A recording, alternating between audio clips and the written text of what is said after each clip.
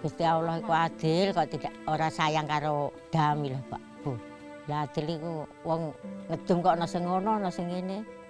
Alhamdulillah ben ngguri diparingi selamat waras kados mang-mange Bu. Namun semangatnya takkan pernah pudar hingga Tuhan kan berikan jalan.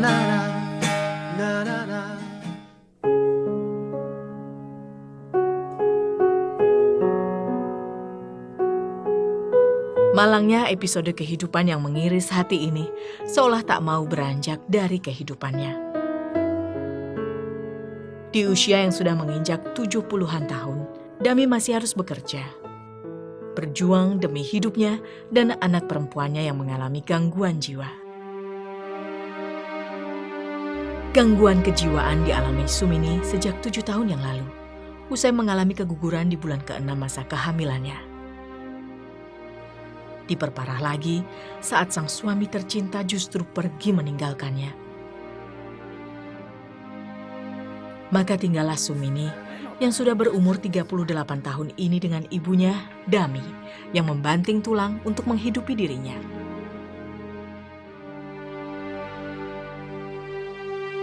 Untuk bertahan hidup, Mbah Dami, sang ibu, hanya mengandalkan penghasilan dari berjualan penganan. Jumlahnya tak banyak. Hanya sekedar jajanan sederhana yang ia buat sendiri setiap harinya. Bekerja seorang diri membuat makanan memang tak lagi menjadi perkara sulit bagi Dami. Namun di usia rentanya ini, ia tak bisa sedikit pun beristirahat menikmati hidup. Lah mbok rumiyin damel ngoten nek buah-buah ngoten niku damel lapis, damel rempeyek ngoten. Sumbangan rumiyin niku ngoten mboten uwas. Sakniki rak uwas Bu kalih gendhis. Kula ndamel uduk, ndamel lapis. Aku salin nang iku mang Bu nang piring tak kusno jang kok apik. Tuku pati sithik, terigu beras. Jadi tak gek iku mang jajan kok payu. Lah gek hongkoe iku mang tak kok lesen kok payu. Untuk membuat kue lapis, Dami hanya menyiapkan campuran tepung beras, tepung pati, dan terigu. Gula juga digunakan sebagai penambah rasa manis kuenya. Adonan kue lapis dibuat dengan mencampurkan semua bahan-bahan tepung dengan santan. Agar tercampur merata, Mbah Dami pun menuang santan sedikit demi sedikit. Kemudian mengaduk dengan cermat dan teliti agar tidak ada tepung yang masih menggumpal. Adonan kue lapis yang sudah tercampur sempurna selanjutnya dibagi menjadi 3 bagian.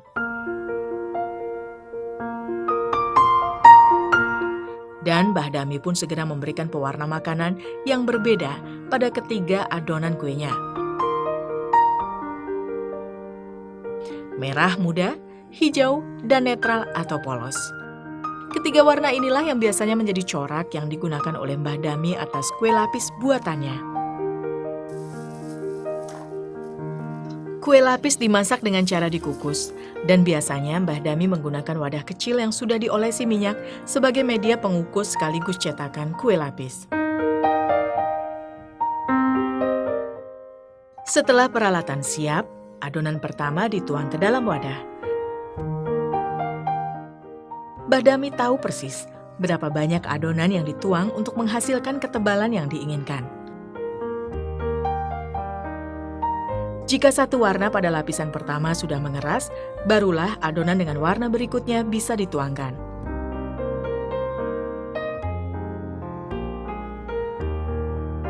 Mbah Dami sesekali harus membuka tutup panci kukusan guna memeriksa kekerasan lapisan sebelumnya. Biasanya satu lapisan membutuhkan waktu kurang lebih 5 menit sebelum lapisan berikutnya dituang. Jika lapisan sebelumnya belum cukup matang atau mengeras, maka warna akan tercampur. Dan tentu saja berpengaruh pada keindahan kue. Inilah yang menyebabkan proses pembuatan kue lapis relatif lebih lama. Setelah matang, kue lapis yang masih panas belum bisa langsung diiris, lantaran masih terlalu lembut. Sembari menunggu kue lapisnya dingin, Mbah Dami harus mengejar waktu membuat nasi uduk dan nasi goreng. Bagi Mbah Dami, membuat nasi uduk bukan perkara sulit, namun prosesnya tetap menguras tenaga. Setiap hari sebanyak 3 kg beras ditanak Mbah Dami menjadi nasi. Membuat nasi uduk memang tidak serumit membuat kue lapis. Mbah Dami hanya membutuhkan nasi yang telah tanak serta santan. Untuk membuatnya cukup mencampurkan nasi putih dengan santan sedikit demi sedikit hingga rata seperti ini. Nasi yang sudah tercampur dengan santan kemudian dikukus kembali sekitar 10 hingga 15 menit lamanya.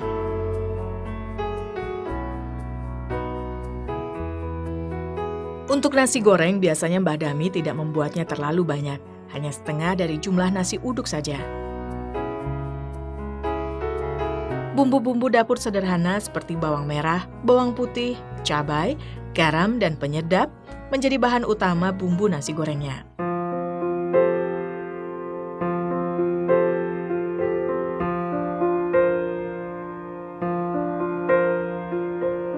Matahari kini sudah mulai memancarkan sinarnya. Mbah Dami pun harus segera menjajakan berbagai makanan yang telah disiapkannya sejak pagi. Bergegas, ia menegakkan tubuh yang tak lagi kokoh. Bergegas pula, ia menerapkan langkah yang mulai gopoh. Tak ingin rasanya menyia-nyiakan waktu untuk menjemput rezeki yang telah digariskan Yang Maha Kuasa hari ini.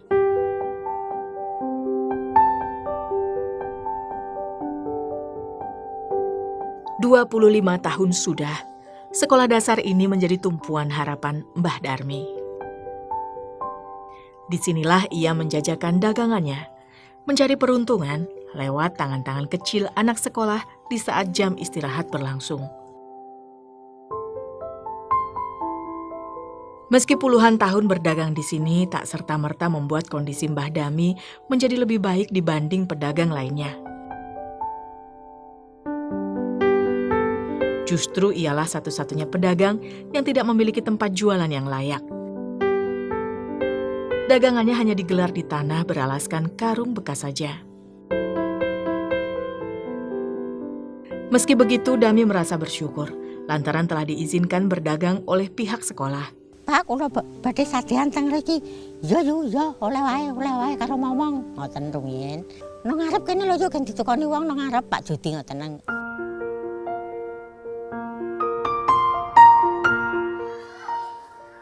Jam istirahat bagaikan tangan Tuhan yang sedang menjulurkan rezeki pada Dami. Begitu antusias, Mbah Dami menyambut serta melayani para pembeli cilik ini.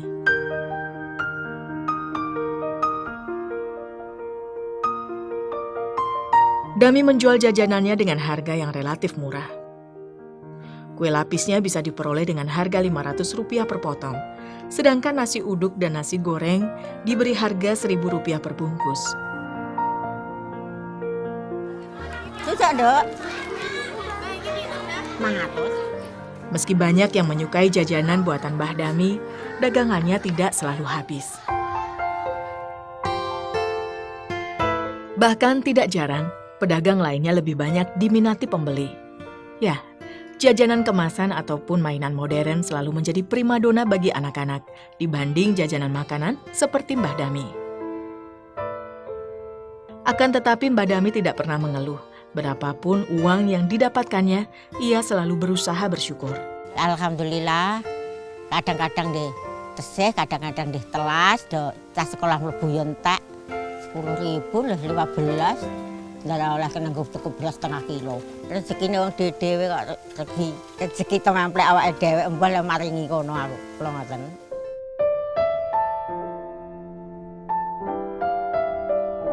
Berakhirnya jam istirahat menandakan selesai pula waktu untuk menjemput rezeki. Ya, Dami memang tidak pernah menunggu sampai anak-anak pulang sekolah, karena masih ada kegiatan lain yang harus ia kejar. Namun sebelum pulang, Dami tak serta-merta begitu saja meninggalkan tempat bekas ia berjualan.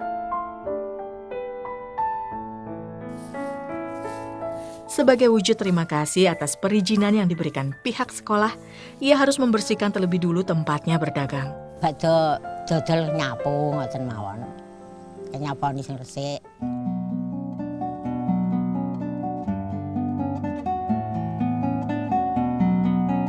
Setelah berjualan di sekolah dasar, Dami tidak langsung pulang ke rumah. Ia harus bergegas ke pasar, mengejar tukang buah murah yang tidak akan ia jumpai jika pada siang hari.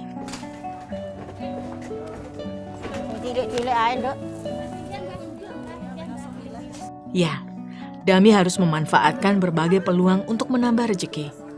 Semangka-semangka ini menjadi modal yang akan ia jajakan kembali nantinya.